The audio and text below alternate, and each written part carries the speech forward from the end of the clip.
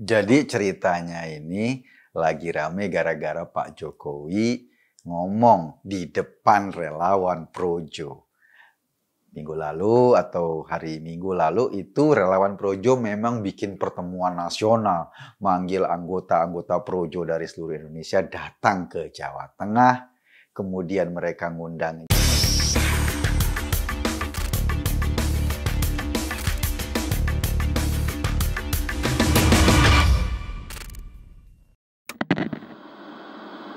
Jadi ceritanya ini lagi rame gara-gara Pak Jokowi ngomong di depan relawan Projo.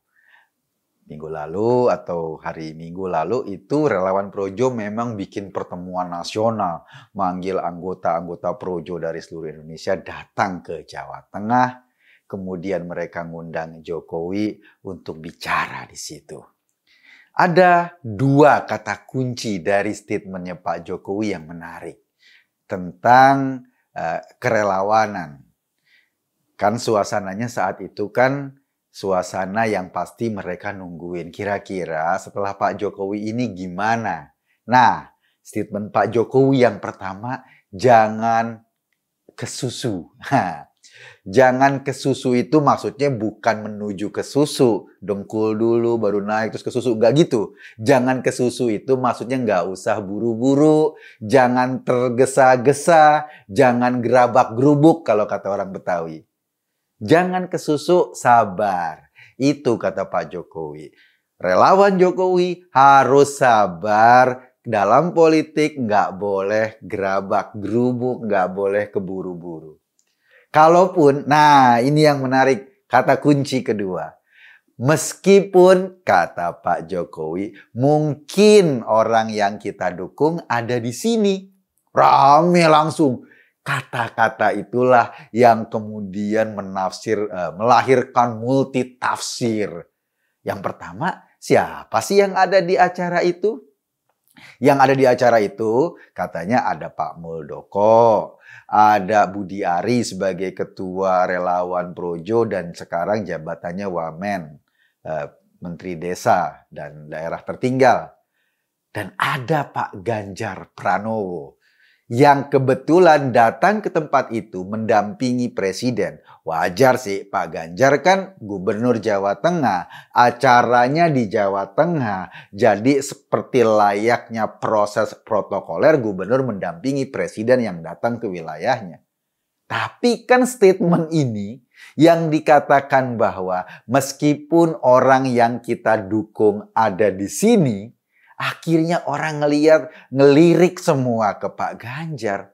Lah, kayaknya Pak Jokowi mulai nih memberikan simbol-simbol yang lebih kentara, yang lebih jelas ketimbang simbol-simbol yang sangat samar-samar dengan nunjuk-nunjuk kalau misalnya jalan ke daerah gitu, nunjuk-nunjuk Pak Ganjar. Sekarang simbolnya sudah lebih clear dengan kata-kata.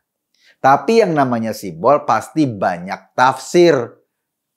Timnya Pak Muldoko ngomong, itu yang dimaksud adalah Pak Muldoko. Kalaupun dalam survei-survei Pak Muldoko namanya jarang masuk dalam dalam orang yang punya elektabilitas cukup. Jadi kalau ngomong soal capres pengganti atau penerus Jokowi, Muldoko jarang disebut-sebut. Mungkin orang ingat juga enggak.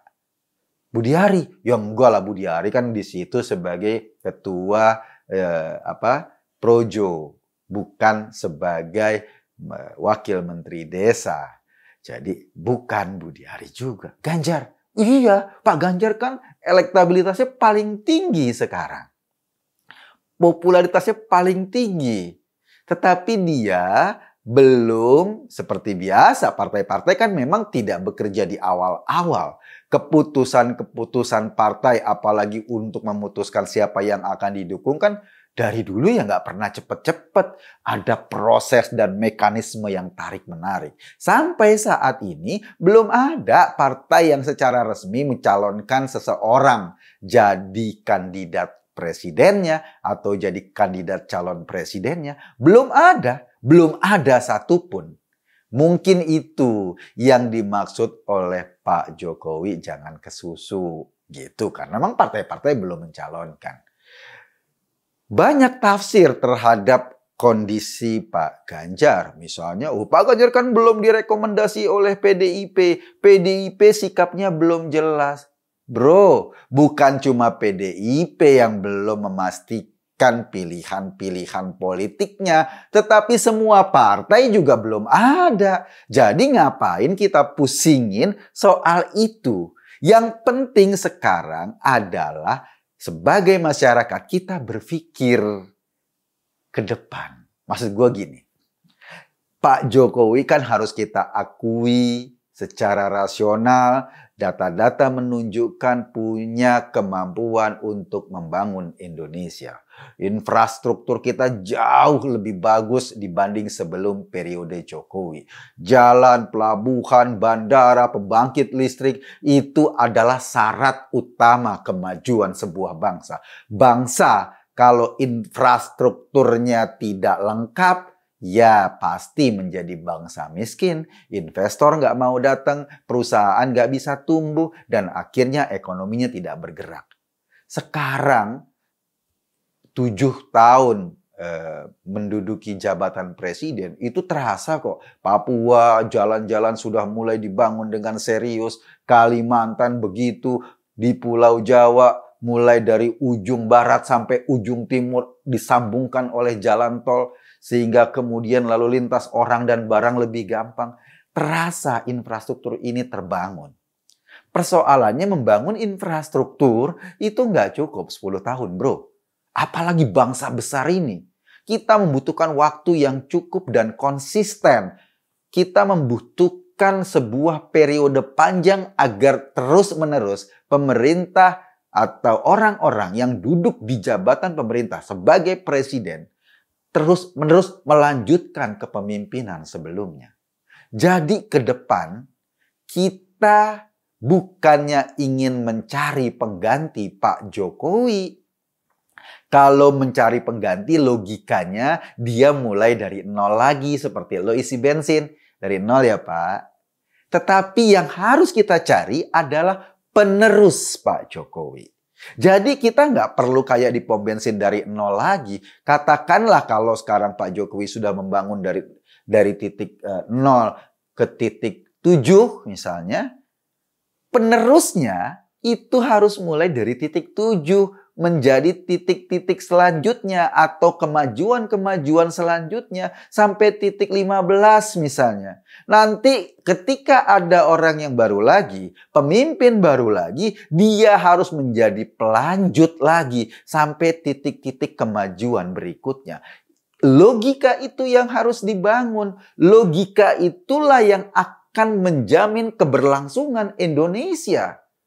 Jangan mau dibohongin sama gerombolan khilafah yang boro-boro mau narik Indonesia menjadi titik 0, bahkan menarik Indonesia ke abad 15, ke 100 tahun sebelumnya mau dirikan khilafah. Ini namanya cara berpikir yang kacau. Atau pemimpin yang belagu, calon pemimpin yang belagu, yang seolah-olah dia hebat, seolah-olah dia top, cuma modal omongan doang. Tetapi rencana-rencananya nggak bisa direalisasikan. Ini juga jangan. Kita butuh seorang penerus Jokowi yang bisa kerja, punya kemampuan teknis, dan yang paling penting juga berafiliasi atau dekat dengan masyarakat.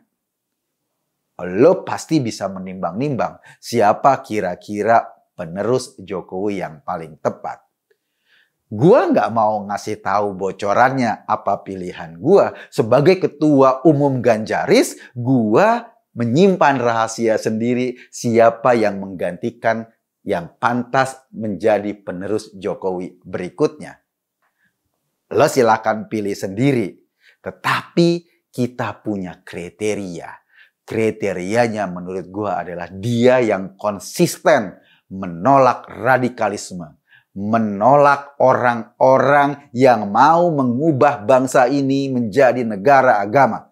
Dia harus konsisten menolak kekerasan atas nama agama, tidak mengajarkan segregasi beragama, tidak mengajarkan politik identitas yang terlalu tajam mengakibatkan perpecahan masyarakat.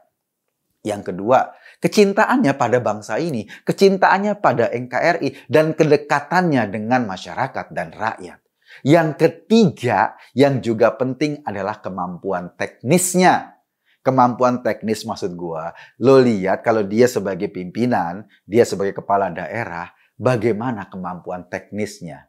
Bukan nilainya sekarang, misalnya gini, oh Jakarta ini dipimpin oleh seorang gubernur sekarang maju.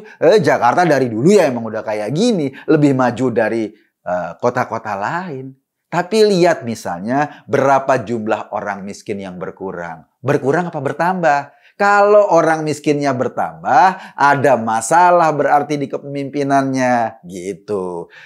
Jateng misalnya, berapa banyak orang miskin yang berkurang di Jateng selama kepemimpinan seorang gubernur. Jadi itu cara menilainya, bagaimana kemampuan dia memanage semua sumber dayanya. Kalau misalnya satu provinsi dengan provinsi lain dibandingkan, lo Jakarta punya monorail, Jakarta punya jalan tol, Jakarta punya sumur resapan. Sudah punya sumur resapan karena nggak bisa meresap, disiapin pompa lagi agar airnya dipompa keluar. Misalnya kayak gitu. Oh, provinsi lain nggak punya. Ya nggak bisa begitu. Kenapa? Karena APBD-nya juga beda. Tingkat pendapatan daerahnya beda. Yang penting sebetulnya kita nilai adalah sebelumnya kondisinya bagaimana, lalu ketika dia menjabat kondisi masyarakatnya gimana. Apakah makin sejahtera atau makin mundur? Kalau dulu misalnya di Jakarta ada aplikasi Clue. Aplikasi yang kalau comberan lo rusak, comberan lo kotor, comberan lo macet, lo bisa komplain dan kemudian petugas pasukan Orange bisa ngeberesin comberan lo. Dulu sebelum ganti gubernur. Sekarang kalau udah ganti gubernur, comberan lo kotor, lo mau ngadu kemana? Ngadu ke Pak RW? Ya, Pak RW cuma senyum-senyum aja, beresin aja sendiri, got-got dekat rumah lu, gitu. Itu kondisinya. Jadi jangan sampai kita menilai sebuah kinerja pemimpin itu salah ukuran. Kalau salah ukuran cuma ada dua, sesek atau kedodoran. Nggak pas dilihatnya. Nah, itu yang ingin gue sampaikan dari statementnya Pak Jokowi. Yang paling penting, kita bukan mencari pengganti Jokowi. Kita mencari penerus kepemimpinan Jokowi. Gue tadi hanya mengajak Anda berpikir, kesimpulannya ya terserah Anda. Terima kasih.